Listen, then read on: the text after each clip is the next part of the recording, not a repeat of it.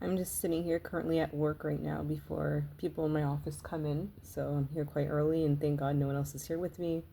Just got done finishing up my breakfast this morning and I'm just reflecting about some current relationships I've been having since being here in Los Angeles and meeting, friends and more particular meeting a group of girlfriends. I'd love to have more female friends and female friendships and just figuring that all out. As an adult in your 30s, it's much harder to make friends than when you're a child or when you're a teenager or even in college. Most people meet their friends through work or some kind of social groups and whatnot, and that's usually how they make friends. When you become a regular at a certain kind of group or club, or maybe you're taking a class. But just anyways, just recently I had a fallout, or some girl had a fallout with me that I started speaking to. It was another, I guess, black female girlfriend of mine. I thought it was. Last year I met her last fall, and she's a single mother, and she has a young toddler son. And I met her at the gym. So, anyways, I met her at the gym and everything like that. And I guess we always kind of were like friendly in the gym. We would talk to each other here and there and work out and do our own thing. But recently, within the past month, we started hanging out more outside the gym. Like we became more closer, I guess, acquaintances or friends. So before we were just like simply gym acquaintances, not really gym friends. So we became more friendlier with each other outside of the gym, and she started inviting me to different like events. And she took me to a birthday party for a friend of hers that ironically was actually a mutual friend of people I used to know when I used to live in New York. So that was pretty interesting. So, anyways, so we grew kind of a stronger little bond with each other, more of a friendship. And just recently, this past holiday weekend, it was 4th of July, she invited me the evening before to confirm whether or not I wanted to meet up with her the next day, the next morning, for a walk on the beach up with her son for 4th of July. And I slept in this the next night on the 4th. I ended up waking up much later than when she wanted me to confirm, and I didn't respond to her message quick enough, and she just got very upset by that. I sent her a text saying, "Oh, sorry, I didn't mean to, not respond. I'm still in Korea. I live in Koreatown. I still live in K Town, and I was still there, and I just let her know that. And then I saw her later on Monday after that, and I apologized, saying, "Oh, hey, sorry, I slept in that day. I stayed up very late the night earlier, and I just couldn't go to sleep, and that's why I missed her text message or missed to confirm early enough in time." And at first she looked very upset, but then she kind of moved on, and we kind of talked a little bit, and I apologized. We did a little workout together. Then I completed my cardio after my workout.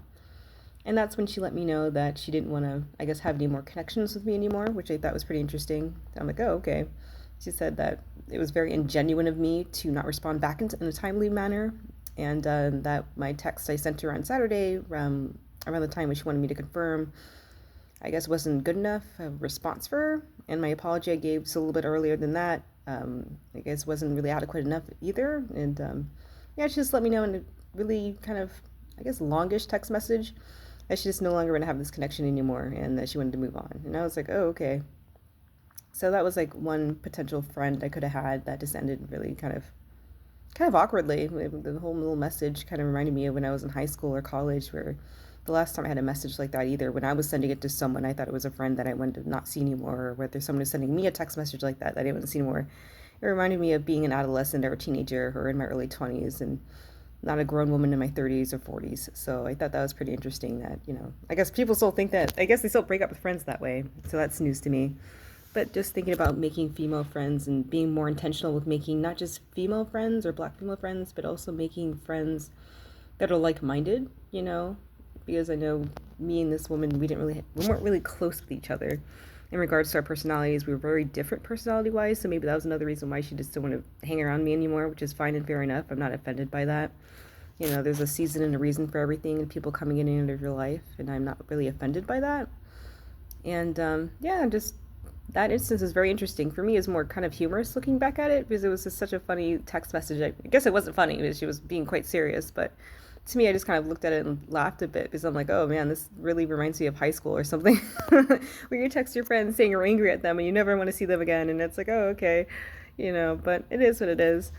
And just going forward, I guess learning from that situation and seeing the silver lining of that brief little acquaintanceship with her led me to believe that I just don't want to have any old female friends. I would love to have like-minded female friends who we kind of see eye to eye on and have the same lifestyles and the same outlooks of life, and kind of the same goals in life. So that way things like this hopefully won't happen, or at least to this extent, where we see more eye than eye with each other.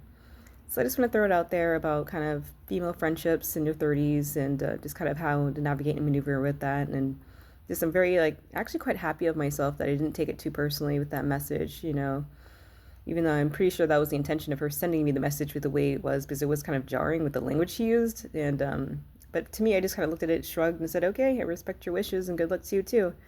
And just I moved on. So hopefully going forward, now and beyond, I can find a group of female friends who are just more on the same level I am, same place in life. I'm not a single mother, so I can only imagine what she's going through in her personal life. I'm a single woman myself, but I don't have any children.